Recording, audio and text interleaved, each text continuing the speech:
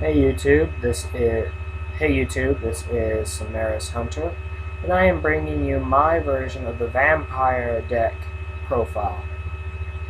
I'm doing this because later on in the year, a Vampire booster pack will be released with some new support for the Vampire archetype.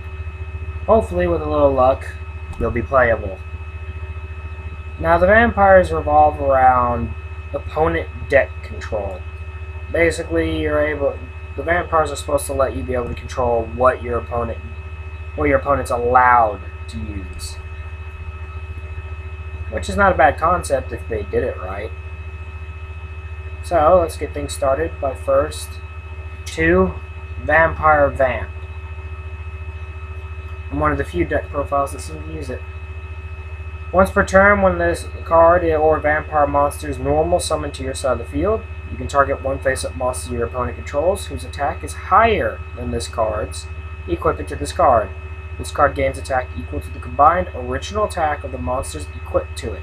By this effect, when this card is sent to the graveyard while equipped with a card by this effect, special summon this card from the graveyard.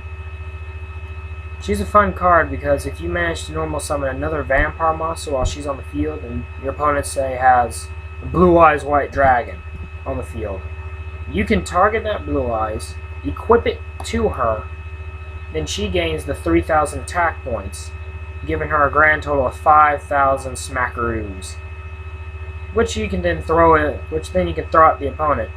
The best part is if she's destroyed while a monster is equipped to her, you get to special summon her back next turn. Next, I run 3. Oops. Frig. Vampire Sorcerers. This is one of the key cards to the entire deck. Here's why. If this card is in your possession and is sent to the graveyard by your opponent's card effect, either by battle or by card effect, you can add 1 dark vampire monster or 1 vampire spell or trap card from your deck to your hand. You can banish this card from your graveyard, and 1 dark vampire you normal summon this turn can be summoned without tributes.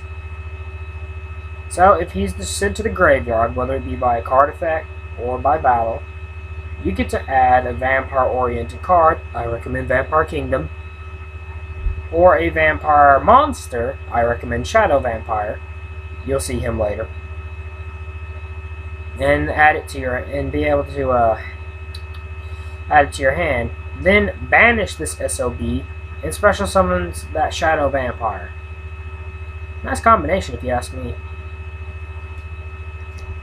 Next, I run 2 Shadow Vampire. I was thinking about using 3, but that felt kind of cloggy to me, considering it's a level 5, and most vampires are at least level 4 or lower. Its effect is, when this card is normal summoned, you can special summon 1 dark vampire monster from your hand or deck, except for Shadow Vampire. But if you do, only that monster can attack for the rest of its turn. This card cannot be used for an Xyz material for the Xyz summon, except for the Xyz summoning of a dark monster. So, he's pretty much like Vampire Sorcerer in his special summoning effect, only he doesn't have to be banished, which is nice. Next, I run 2 Vampire Duke. This one's also a good card in this deck. It's also the only other level 5 monster, and I'll explain why level 5s are somewhat important to this deck. When this card is normal summoned, you can target 1 dark vampire monster in the graveyard and special summon that target in face-up defense position. When this card is special summoned, you can declare 1 card type, either monster, spell, or trap. Your opponent sends 1 card of that type from their deck to the graveyard. You can only use the effect of Vampire Duke once per turn. This card cannot be used for Xyz summoning of an Xyz monster except for the summoning of a dark monster. Most vampire monsters share that declare 1 card type. The only problem with that effect is that the opponent pretty much gets to choose what monster they send to the graveyard.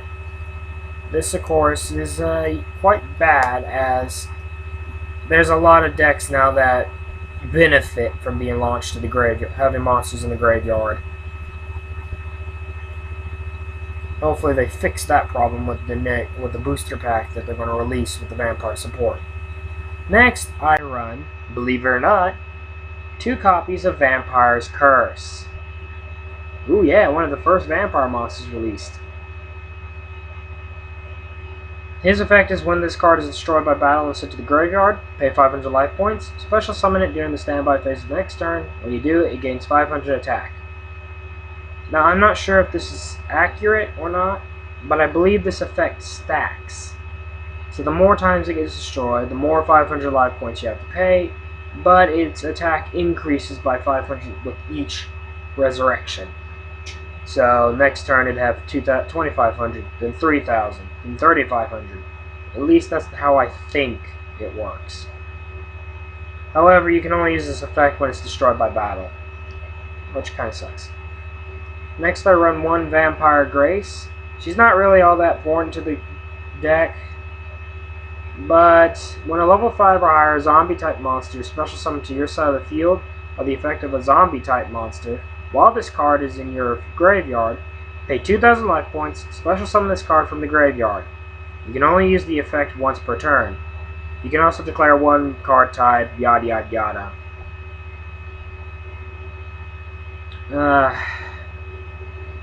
Her effect is fairly straightforward. No point explaining it. Next I run 1 Vampire Lady. She's vaguely important to this deck. Each time this card inflicts battle damage to your opponent, its life points, declare 1 card type, and you know the rest. They send it to the graveyard. 1 Vampire Lord. Each time this card inflicts battle damage to your opponent's life points, declare 1 card type. Then they send it to the graveyard. Also, if this card is destroyed and sent to the graveyard by your opponent's card effect, it is special summoned to the field during your next standby phase. So he can constantly resurrect himself, especially if your opponent runs decks that revolve around using card effects to limit your opponent's field. And of course, if you run Lady and Lord, you gotta run Genesis. This card cannot be normal summoned or set. This card cannot be special summoned except by removing 1 Vampire Lord on your side of the field from play.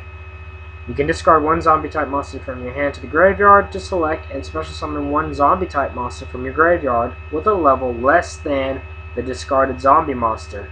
You can only use this effect once per turn. This guy's a good way to get your other vampires back on the field, such as Duke or Shadow. It's a shame you have to banish your Vampire Lord in order to use its effect, though. But you gotta give a little to get a little. Next, for the not vampire-oriented cards, 3 Mizuki. I'm not entirely sure if I pronounced that name right. His effect is you can banish this card from your graveyard, then target 1 zombie-type monster in your graveyard and special summon it. Yep. Fairly straightforward.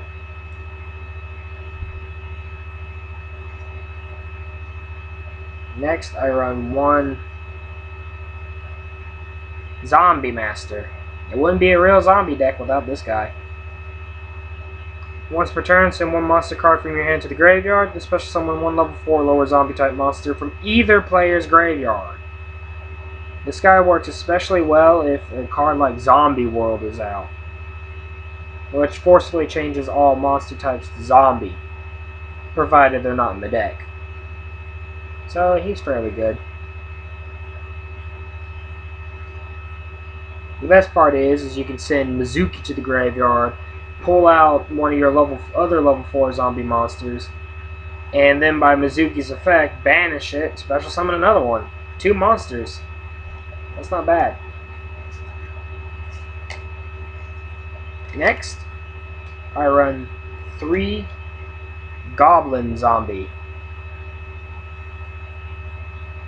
When this card inflicts battle damage to your opponent, send the top card of their deck to the graveyard. When this card is sent from the field to the graveyard, add 1 zombie type monster with 1200 attack or less defense from your deck to your hand. It's worth mentioning that most, if not all, cards in this deck have less than 1200 attack or defense. So no problems there. Plus, his whole send from the top of the opponent's deck to the graveyard thing is pretty damn useful, if you ask me. Next, I run 2 Plague Spreader Zombie. It's a tuner. If this card is in your graveyard, you can place 1 card from your hand to the top of the deck and special summon this card, but it vanishes when it leaves the field. He's probably going to be the tuner you rely on most. Okay, I'm lying. Unizombie is the one you're going to rely on the most. As it's a tuner as well, but its effect is damn useful. You can target 1 face-up monster on the field, discard 1 card, and if you do, increase that target's level by 1. You can target 1 face-up monster on the field you control. The monster you control cannot attack for the rest of this turn, except zombie-type monsters. You can also send 1 zombie-type monster from your deck to the graveyard, and if you do, increase that target's level by 1. You can only use each effect of Unizombie once per turn. Basically, you can target 1 monster and increase its level by 2 every turn. It even affects itself, which is useful. Unfortunately, that monster whose level you've increased cannot attack unless it's a zombie. That's it for the monsters. Now moving on to the spells.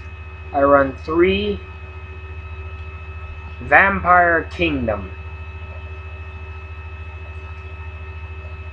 This field spell has the effect that zombie-type monsters gain 500 attack during damage calculation only. Once per turn, when a card is sent to your opponent's deck to the graveyard, target 1 card on the field, send 1 dark vampire monster from your hand or deck to the graveyard, and if you do, destroy that target. It's got a fairly interesting effect. I mostly run it for its attack boost, as most of the vampires in this deck aren't exactly strong.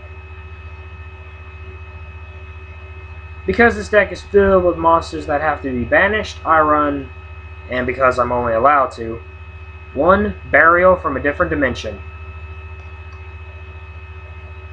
Basically, you can select up to 3 remove from play monsters and return them to their owner's graveyard. Enough said. And I run 2 Book of Life. This card is pretty much a resurrection spell for zombies. And then you get the extra added bonus of removing 1 of your opponent's monsters from their graveyard from play. Which is definitely nice. Especially if you're going up against the Masked Hero deck. Oh yeah, Dark Law. You want to banish my monsters? Well, guess what? Book of Life. Bring him back. You're banished. I run 2 Dark Hole. It's a field clearer, and yes, I'm aware that both of them are damaged. Sorry. I'm also well aware that I do not have card sleeves over them because I've ran out of card sleeves. And because I needed filler, 1 Mystical Space Typhoon. Because you can never destroy enough of the opponent's back row. That's it for the spells. Now onto the traps. I run 3 Fiendish Chain. Everyone should know what it does, but in case you don't, you activate this card by targeting 1 effect monster on the field, negate the effects of that face-up monster while it is on the field. Also, that face-up monster cannot attack. When it is destroyed, destroy this card. My friends try to pass it off that this effect is permanent, including when this card is destroyed. It's not.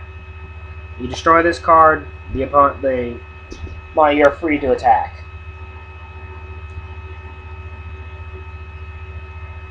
I run 1 Bottomless Trap Hole.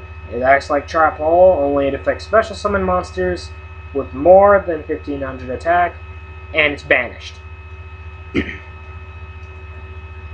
1 Torrential Tribute, another field clearer. 1 Mirror Force, because reasons. And 1 Compulsory Evacuation Device. Target 1 monster on the field, return that target to the hand. I run it because reasons. That's it for the main deck. Now on to the extra deck. Now, I'm afraid I only have 3 cards in the extra deck because, honestly, I couldn't find very much that worked well with it. Now, there's a reason why I run those level 5s, and here's why. Crimson Knight Vampire Braum. I love the name. It's in reference to the creator of the vampire, the first creator of the vampire, Mr. Bram Stoker, who created Dracula. It takes 2 level 5 zombie-type monsters.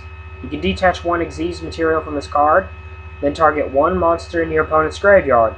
Special summon that target to your side of the field, but if you do, only that monster can attack for the rest of this turn.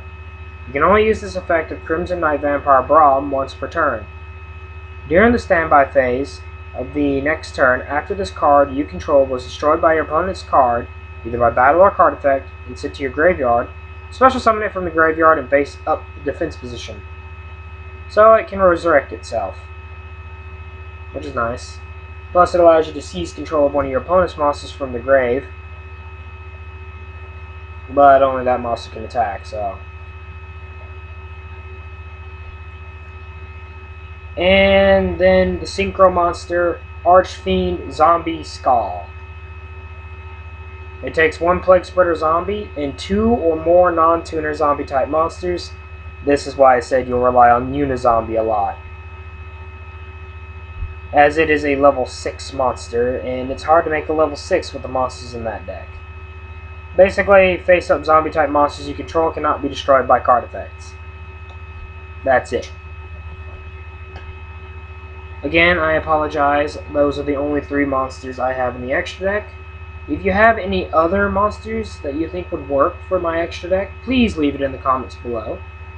And bear in mind that I will be doing an updated vampire deck when the I think it's Eternal Darkness booster pack is released, which contains the new support for vampires. Be sure to like, comment, and subscribe. And the poll for which deck profile I'll be doing next has been changed. The poll is now, you have to choose from Trickstar, Cybers, Crawler, and new insect deck. Basically the ones with Weevil support. You know, the one with Super Cocoon of Evolution, Parasite Paranoid. Yeah, that one. So if you want to see so please be sure to answer in the comment below. I look forward to seeing your responses, and please don't be afraid to comment. Your feedback helps me, okay? It helps me serve you better. There we go. Now we're on center. I want you to comment. And I will see you all in the next video. Later.